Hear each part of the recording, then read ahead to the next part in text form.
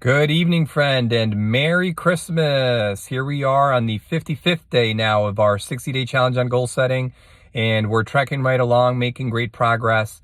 I am very excited about all the progress that you've made, and I'm really excited to hear how 2023 is going to turn out to be for you as you continue building on your dreams and making your vision come into reality.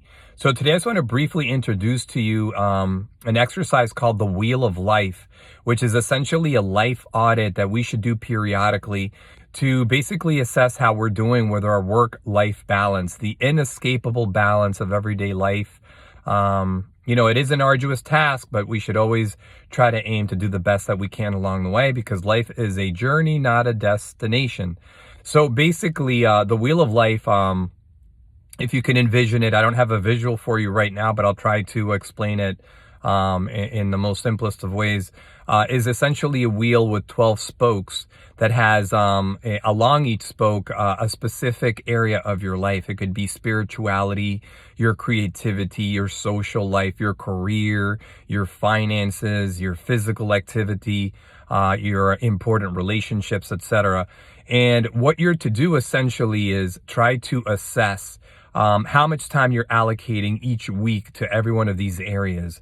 So for example, if you spend, 10 hours per day working, and maybe you have to work 6 days a week, 60 hours out of the total tally of hours per week, you can kind of make sense of how much time you're spending on a weekly basis and what big percentage that is. Do that for all of the other remaining sections. Again, physical activity, creativity, relationships, home environment, etc., nutrition, things like this, and try to establish how many hours you're spending per week on those areas.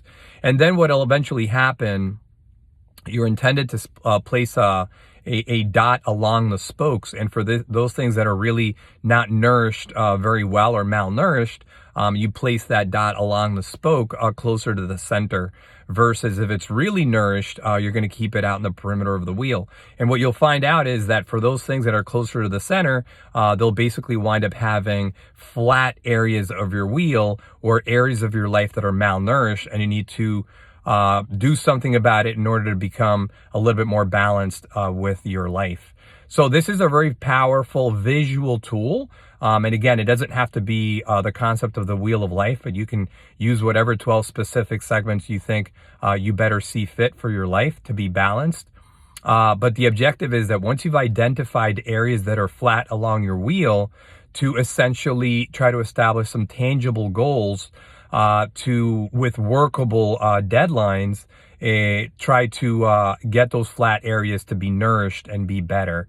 So, for example, if your home environment isn't doing very well because you're not spending a lot of time with your family, your relationships or important relationships are malnourished, pick a ritual now, a very specific, granular, whether it be daily, weekly, monthly ritual that you can commit to, and then ultimately schedule block into your planner. And that's really important. I think I mentioned in previous episodes, for me, things like family time, even though I love my family tremendously, I can sometimes be a little bit out of whack on that front and not spend enough time with my family, even though I have the leisure of being able to kind of determine my own hours. But sometimes in creativity and productivity or vocational spaces, I can get lost in it and not spend enough time at home, and then I'll hear it from my wife or my own sons, my mom, etc. So it's important to get that feedback so that you know that you're out of balance. It could be physical fatigue too. It could be mental wear out. It could be burnout, and then you know that your physical activity is malnourished. But once you've established what it is that needs nourishment, then try to allocate some tangible goal with workable deadlines, and then again get really granular and pick out a specific day, week, monthly ritual that you can implement and actually work towards. That's the basic premise of the Wheel of Life exercise. And then what you want to do ultimately is do this periodically by doing it ideally monthly, maybe even quarterly, because we can't forget that life comes at us in seasons. And, just like we have spring, summer, fall, and winter, our lives are kind of an ebb and a flow. And maybe you're malnourished in physical activity come springtime, but once summer hits, it's something else. Yeah, it could be the home environment. It could be your career. It could be creativity. It could be a lot of other areas that need to be nourished, and you have to reassess and then again do the same exercise all over again. It's a very simple tool, but the truth is that we don't do an audit for ourselves. We always think from a business perspective of doing a business audits, whether that be quarterly or biannually, to see how the business is doing. But how are we doing? Ultimately, how is the home front doing? So it's a very powerful tool that I think we can definitely use specifically going into the new year, a new season, a new stage, a new opportunity for change. Again, wishing you a Merry Christmas and nothing but peace and love and sunny skies. Bye-bye.